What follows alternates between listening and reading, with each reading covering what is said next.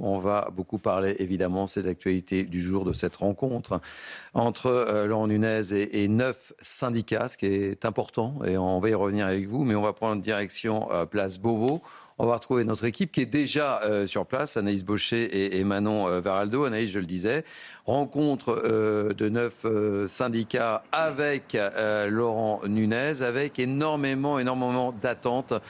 Après notamment ce mois de juillet terrible pour les soldats du feu avec un bilan très lourd. Je parle évidemment des 4 victimes mais des nombreux blessés. Beaucoup d'attentes.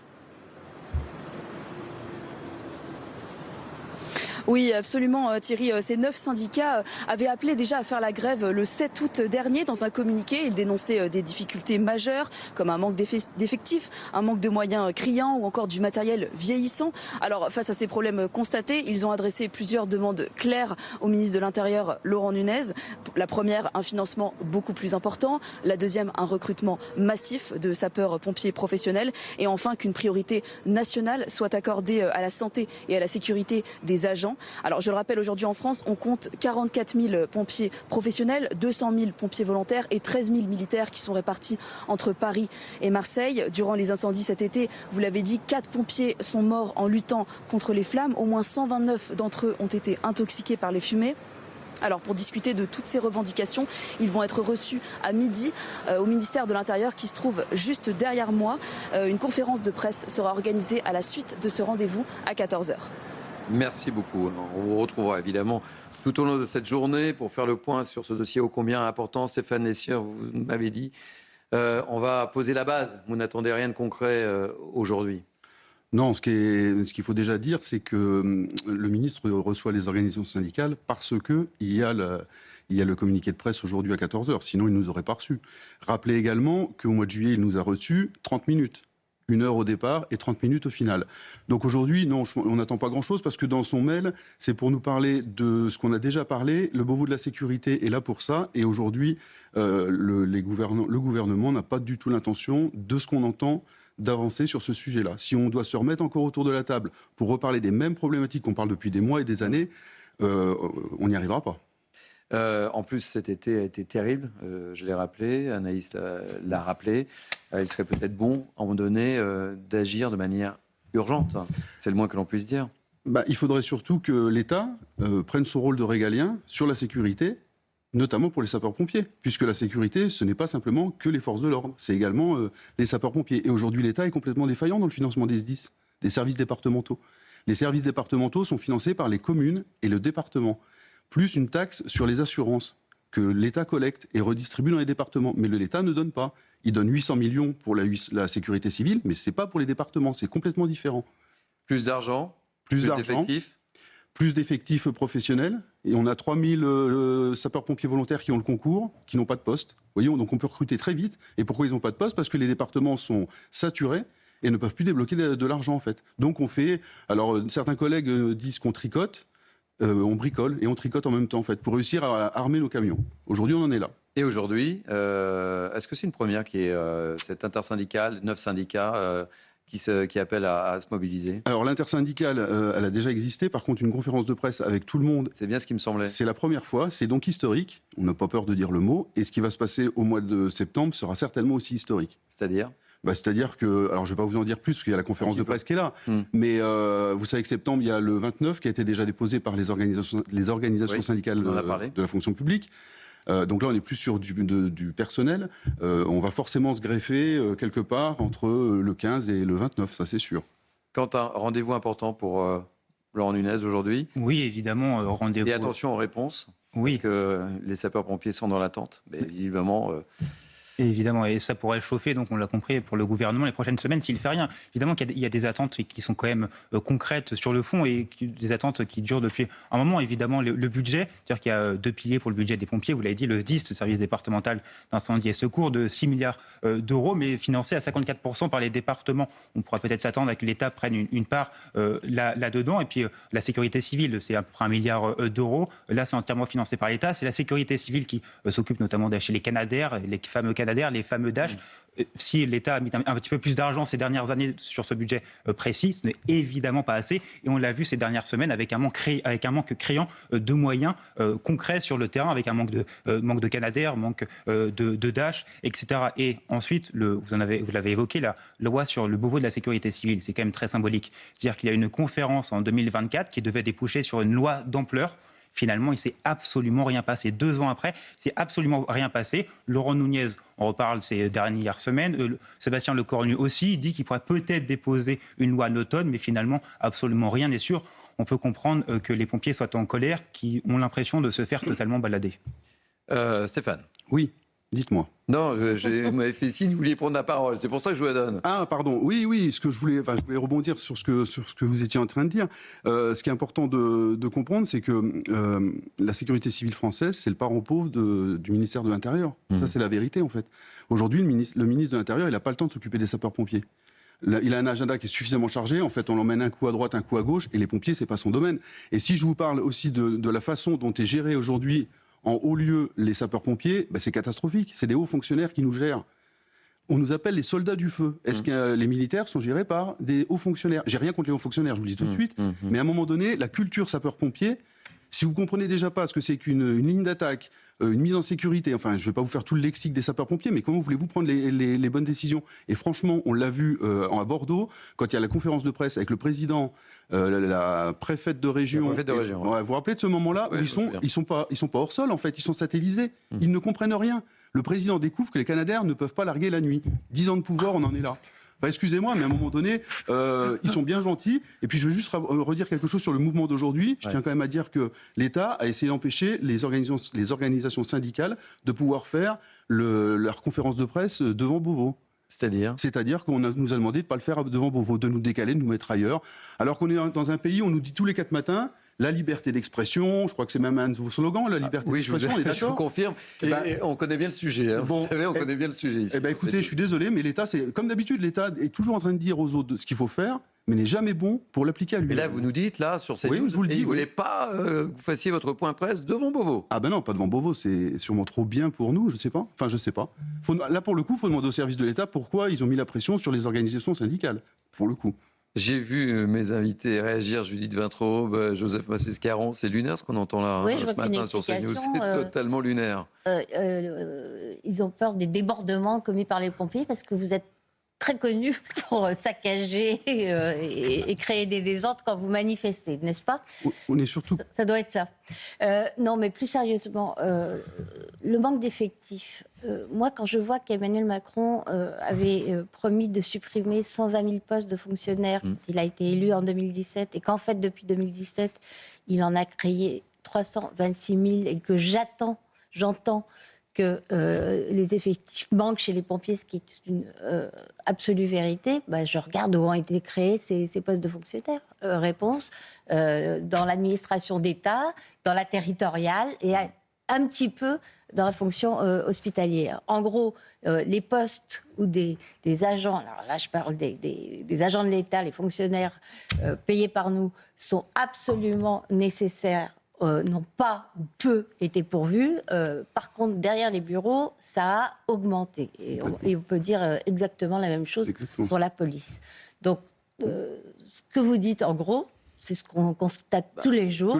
Imprévoyance, incompétence et puis mauvaise foi. Et Reda Bella, j'écoute avec attention, je vais faire le tour de table, mais je pense qu'il partage certaines de vos idées. Joseph Massescaron. Écoutez, sur les sapeurs-pompiers, les personnes qui nous écoutent, évidemment, pensent bien sûr aux 44 000 professionnels que vous avez cités, mais aussi aux 200 000 volontaires. Complètement. Parce que c'est ça aussi qui fait la différence, votre différence. Exactement. Et pas simplement le mot soldat du feu. Parce que vous êtes totalement immergé dans la société française. Vous êtes un lien dans les territoires. Moi, je suis par exemple en Anjou, dans le Maine-et-Loire, où il y a des forêts qui sont, notamment la forêt de Baugé, et je sais, en effet, les efforts considérables aussi que ce qui sont faits par les civils, les 200 000 civils volontaires. Vous vous rendez compte ? Ça, c'est quelque chose aussi qui se porte également à votre aide. Et ça devrait être pris en compte par les politiques. Parce que ça a du sens aujourd'hui. Et pourtant, en fait, vous êtes totalement invisibilisés. C'est ça qui est frappant. Mais complètement, en fait, les gouvernements, on peut dire... Oui, pardon. Les gouvernements, en fait, ils utilisent quelque chose d'assez simple, c'est qu'en fait, on a ça en nous. Et que de toute façon, on ira, qu'on soit pompier volontaire ou professionnel. Et on l'a vu cet été. Hein. Et donc, de toute façon, vous savez que les pompiers volontaires, c'est 7 centimes d'euros l'astreinte de l'heure. Ouais. C'est 8 euros pour aller éteindre un feu. Hallucinant. Quand on est officier, c'est 12 euros. On les paye à la minute. Enfin, donc c'est complètement fou. Et le mouvement qui existe aujourd'hui, c'est un mouvement qui est aussi pour défendre les sapeurs-pompiers volontaires. C'est pas pour les professionnels. Je suis pas là pour parler de ma retraite, de mon salaire, de ce que vous voulez. Je suis là pour parler de la sécurité civile. Et la sécurité civile en France, c'est 80% des volontaires. Le jour où ça tombe, parce qu'ils attendent pas de l'État pour manger. Hein.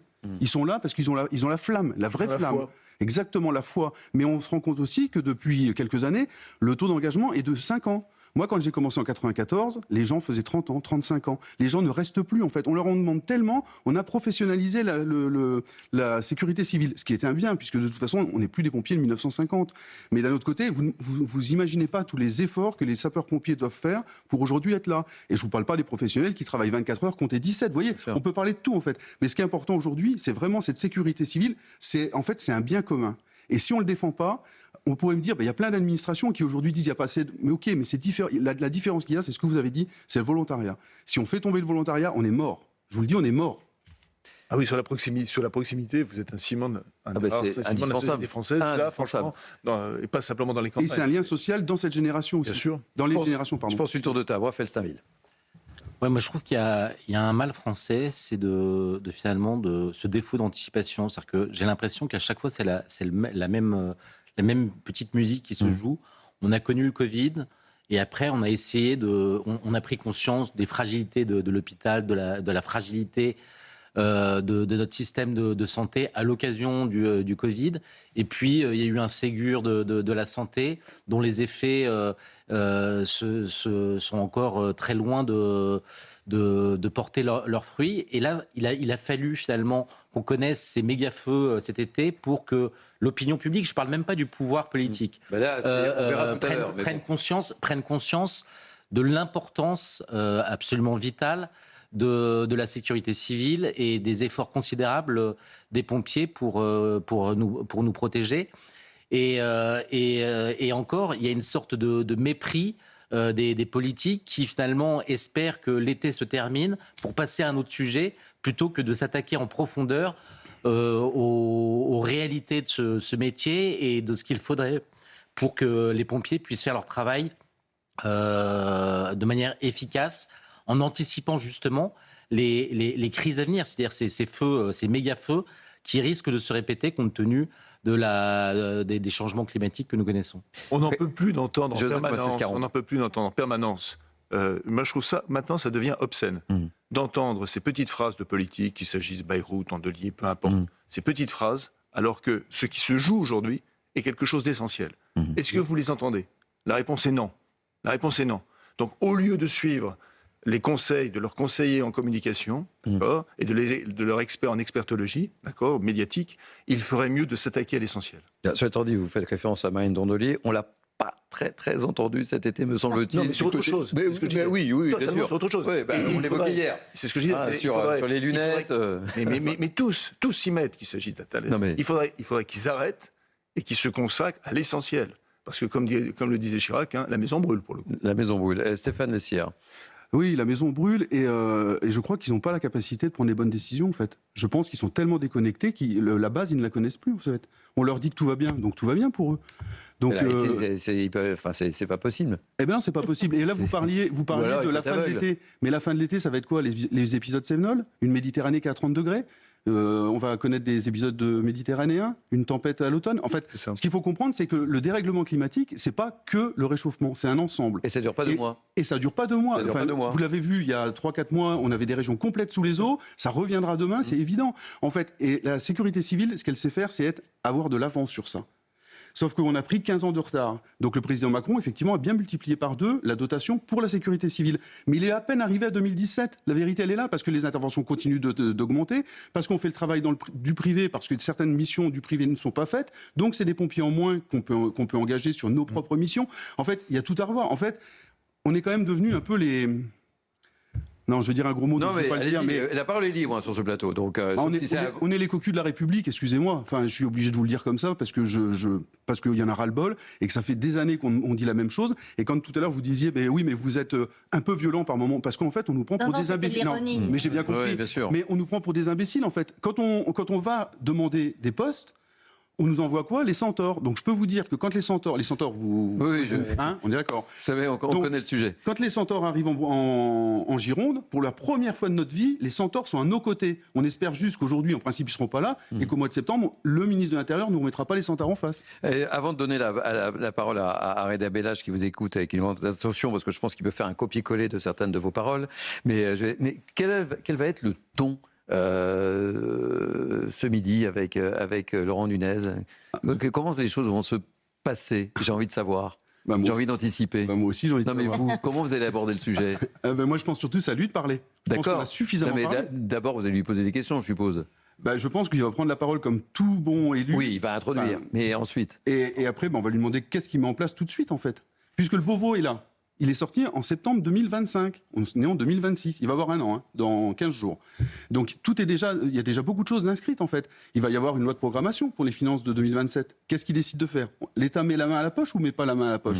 Il faut que ce soit pérennisé. On n'a pas parlé de quelque chose d'hyper important, mais la culture du risque, on doit la prendre en compte aujourd'hui. Aujourd'hui, on n'utilise pas du tout le citoyen dans cette partie-là, en fait. Alors que c'était une promesse aussi du président Macron. Comme la promesse du président Macron en 2022 d'acheter 14 Canadair, enfin de refaire la flotte totale. Ah ben oui, mais il l'a dit. Enfin, je veux bien qu'à un moment donné, les élus ont le droit de tout dire et jamais respecter ce qu'ils font. Sauf que vous notez. Mais et puis Internet nous aide, en fait. Et en octobre 2022... Ça nous sert aussi en tant que journaliste. Vous savez, on sort quelques petites phrases parfois. J'imagine bien. Il a quand même dit 250 millions pour refaire la flotte complète, plus 4 Canadair. À l'heure où je vous parle, il y a 2 Canadair de commandés. Ils arriveront quand? En 2032. Oui. Après le prochain président qui va arriver, ou la présidente qui va arriver en avril. Excusez-moi, mais on n'arrivera pas à nous expliquer qu'on ne sait plus faire des Canadair aujourd'hui, en fait. Tout est compliqué dans cette administration. Et pourquoi on n'y arrive pas? Parce qu'en fait, on perd du temps et de l'argent dans cette espèce de millefeuille administratif qui nous fatigue tous. Et on est tous conscients de ça. Ce millefeuille administratif ne touche pas que votre secteur, hélas. Mais non, c'est ça le constat. Et je voulais juste vous dire quelque chose. J'ai parlé des recrutements tout à l'heure dans la fonction Et justement, je voulais juste apporter une dernière précision sur les recrutements, parce que c'est quand même important. Comment ils font, en fait, pour réussir à faire ça? Ils dégraissent, et c'est dans toutes les administrations, c'est la même chose. Ils dégraissent le bas. En fait, là où vous êtes au contact avec le public. Donc forcément, le public ne voit plus ses services publics, mais il paye toujours aussi cher. Et comme on a fait une économie dans la base salariale du bas, on s'en sert pour alimenter le haut et on crée des postes. Alors on peut aussi rajouter des budgets, mais je peux vous dire que chez les sapeurs-pompiers, c'est comme ça que ça marche en fait aujourd'hui. Je ne dis pas qu'il ne faut pas des cadres, mais à un moment donné, il faut savoir ce qu'on a besoin en fait. Est-ce qu'on a besoin de gens sur le terrain ou pas? Vous me parliez des pompiers volontaires, la journée les pompiers volontaires, ils bossent. Donc même si on en a 200 000, la journée vous les utiliserez pas ou peu. Donc il faut bien compléter par un autre système qui est le professionnel. Mais le pompier volontaire est important comme le pompier professionnel dans cette histoire. C'est un ensemble. Et ça, c'est notre force. Je le dirai 1000 fois s'il le faut. Mais c'est vous, chaque citoyen, qui pouvez aussi nous défendre, en fait. Parce que c'est votre propre bien, en fait, qu'on est en train de retirer. C'est vraiment important. Et d'ailleurs, j'ai lu avec attention votre tract et j'ai retenu cette question. Il y a un certain nombre de points. Quelle sécurité civile voulons-nous pour demain et quels moyens la nation veut-elle consacrer à la protection des Français? Exactement, mais c'est ça. Alors, c'est pas un tract, c'est un communiqué. Oui. Tract, Enfin, c'est comme camarade, on n'aime pas trop le chier. D'accord, pardonnez-moi. Mais c'est exactement ça. Non, mais le problème, il est exactement là. Il suffit de dire, on veut une sécurité civile low cost. Ok, mais acceptons tous ça. Il faut l'accepter. Parce qu'on peut l'accepter dans le papier. Comment? C'est la vraie question. C'est la vraie question, en fait. Et aujourd'hui, si on n'avait pas les collectivités territoriales, je vous dis, nous serions morts. Et la chance qu'on a eue cet été, c'est qu'on n'a pas eu 2 ou 3 méga-feux en même temps. Ça sera la prochaine étape. Ou des morts civiles. Parce qu'on a parlé de nos pompiers, blessés, décédés, certes. Mais quand on aura des civils, comme c'est arrivé dans d'autres pays européens, on aura 20, 25 morts. Est-ce que là, c'est à ce moment-là que la population française va dire « mais on ne peut pas continuer comme ça ». Et en fait, nous, on n'a pas envie d'arriver à ça, en fait. On veut qu'aujourd'hui, ça fait trop longtemps qu'on le dit, on n'est pas là pour nous, on est là pour les générations présentes et les générations futures. Moi, quand j'ai commencé en 94, et j'arrête là, je vous promets... Non, je vous en prie. Moi et mes collègues... c'est un sujet majeur pour nous. Complètement, et j'ai tellement envie d'en parler qu'on pourrait durer des heures, je vous le dis tout de suite. On nous a donné, nos anciens nous ont donné quelque chose. On nous a toujours dit de donner au moins aussi bien. Et là, pour l'instant, je pars en retraite dans 9 ans pour vous dire, je ne suis pas sûr de donner... Non, je pense même que je donnerais beaucoup moins bien, en fait. Et ça fait mal parce que les sapeurs-pompiers, pour nous, c'est la deuxième maison, en fait. On est tellement là-haut que c'est une vérité, ça. Stéphane Essert, je vous sens en colère, mais je vous sens ému aussi. Et les téléspectateurs peuvent le sentir, et je pense que nos invités qui sont à mes côtés le perçoivent, et on voit ce témoignage très fort. Ému parce que je suis comme les 250 000 plus les 13 000 militaires. On a ça en nous, en fait. Si on vient vous toucher, vous allez être ému. Si on vient toucher votre maison, alors je ne compare pas CNews avec les pompiers, je vous rassure, mais pour qu'on comprenne un peu le truc. En fait, on donne du temps, qu'on soit pro ou volontaire. Les volontaires encore plus. Et on les aide pas. On ne les aide pas aujourd'hui. Pour être formés, ils posent des jours de repos. Les pompiers professionnels, pour aller en feu de forêt, il faut poser des congés. On nous refuse de nous... Alors qu'on est formés... Vous imaginez la carte de formation qu'on peut avoir. Mais en fait, pourquoi est-ce qu'on ne nous envoie pas? Parce que sinon, notre temps de travail va exploser. Et en gros, au 15 octobre, je suis en congé jusqu'au 31 décembre, en fait. Donc, comme ils ont besoin de nous tout le reste de l'année, ils ne peuvent pas nous envoyer en feu de forêt. Donc, il faut soit poser des congés, soit tricher, aller dans un autre département pour être volontaire. Mais en fait, c'est l'armée de Bourbaki. Mais d'ailleurs, Raphaël Stainville, vous mettez l'accent et la focale sur un point qui est important, c'est que lorsque l'on parle de ces 200 000 pompiers volontaires, j'ai l'impression, et ça a été dit par nombre de pompiers, que nombre d'entre eux, en fait, sont des pompiers professionnels détachés ou des militaires détachés qui viennent dans le département sur leurs vacances. C'est aussi ça la réalité. C'est ce qu'on appelle aussi le dumping social, parce qu'en fait, c'est assez simple. Moi, je suis pompier volontaire également, parce que je n'avais pas le droit aux heures supplémentaires, par exemple. Et c'est plus sympa de me payer 10 € de l'heure plutôt que de payer réellement les heures supplémentaires. Parce que l'idée des heures supplémentaires, vous le savez, le législateur, il a prévu que ça coûte plus cher qu'un salarié pour qu'à la fin on embauche. C'est ça l'idée en fait de l'heure supplémentaire. Imaginez à 10 € de l'heure, sans charge, n'importe quel employeur préfère ça en fait. Donc clair. En fait, on triche sur tout ça. Donc quand on dit 200 000, alors je dirais pas que tous les pompiers professionnels sont volontaires, mais franchement, on est sûrement entre 80 et 90%. Donc en fait, vous n'êtes peut-être réellement que 150 000 pompiers volontaires. Ça, c'est la vérité. Reda Béage, vous avez écouté avec attention, juste avant de marquer la première pause, j'aurais pu faire un copier-coller des questions que j'ai posées à notre ami Stéphane Lessire, tant vous vous retrouvez dans les propos. Hein. Pour le coup, moi, je pourrais faire un copier-coller des réponses. On a un peu les mêmes choses qui reviennent. Vous êtes rentré en 94, moi je suis rentré en 98, et c'est vrai que pour le coup, je m'identifie un peu à vous, parce que moi aussi, les anciens, ils me disaient des choses, que le métier, c'était vraiment devenu une vocation, quoi. On fait ça pour le kiff. Malgré l'affaire Naël, on continue d'essayer de lutter contre les refus d'obtempérer, comme vous l'avez dit tout à l'heure. C'est en nous, en fait. C'est en nous. Et le jour où, et je pense que vous me rejoindrez sur cette réponse, le jour où on dira stop, je pense que la France s'écroulera, tout simplement.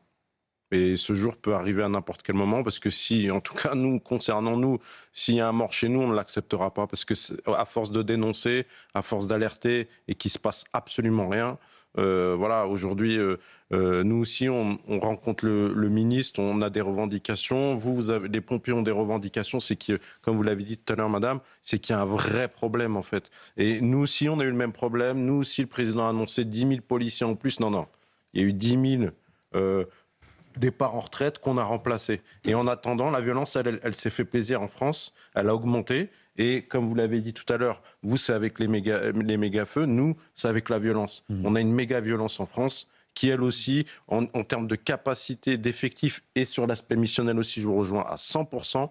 On n'est plus, nous, les policiers ou les forces de l'ordre en général, en capacité, en termes d'effectifs, en termes d'aspect missionnel, d'arriver à lutter et faire face à cette violence-là. On parle du narcotrafic, et je vous rejoins aussi. Les réponses, on a eu des réponses de technocrates avec l'amende forfaitaire délictuelle. Voilà, donc c'est pas bien, tu consommes du shit ou de la coke, tu vas prendre une petite amende de 200. Bon, maintenant, on l'a passé à 500. Voilà, en fait, c'est des réponses un peu de businessman. Et nous, ce qu'on voudrait, c'est des réponses concrètes. De gens de terrain. Des faits, des actes. C'est des réponses à la petite semaine, en fait. Pour moi, les services publics sont gérés aujourd'hui comme une baraque à frites. En fait, on ne va pas plus loin qu'une semaine. Voilà, on est dans le sensationnel. Stéphane Lessire, on vous a donné la parole. Votre témoignage, j'en suis intimement persuadé, a ému un grand nombre de Français, parce que c'est le langage de la sincérité, des gens qui sont sur le terrain. Ce que je vous propose, on fait l'heure des pros ce soir, vous savez, 19h à 21h. Ce serait intéressant que vous puissiez nous faire une petite synthèse ce soir sur la façon dont Laurent Nunez vous a reçu, et surtout les messages qu'il a potentiellement, qu'il aura fait passer ou pas, ou les réponses qu'il aura pu apporter à toutes les questions que vous vous posez. Alors, je vous donnerai réponse un tout petit peu plus tard. Je voulais juste vous parler de quelque chose que tout le monde en parle aujourd'hui. Ça, c'est la cagoule de feu, en fait. Ça, c'est la fameuse cagoule de feu, qu'on met en feu de forêt, qui vous protège des fumées. Voilà, imaginez juste. Je vous la prête, si vous voulez, faites un barbecue, puis vous me dites ce que ça fait à la fin, en fait. Ouais, Voilà. c'est vrai qu'on Par en contre, il y a avait du parlé. matériel qui existe. Bien sûr. Il y a des Il y a du... cagoules. Oui, je sais, on en a parlé avec Sauf que qu'est-ce qu'on nous dit? C'est trop cher. En Ouais. fait, on n'est pas reconnu en métier à risque. Les maladies professionnelles, c'est compliqué pour aujourd'hui être reconnu. Il n'y en a que 2 en France, hein, qui ont réussi à reconnaître leur... Donc j'arrêterai là, mais comprenez Mais c'est vrai bien qu'on que on en a parlé de ces cagoules. Donc ouais, je vous en ai mis une propre parce que je voulais pas non plus polluer avec le plateau, mais c'est pas entendable en fait. C'est tout un symbole. Et ça, c'est pas mon salaire en fait. Écoutez, C'est pas ça que je veux. merci en Merci. tous les cas pour votre sincérité.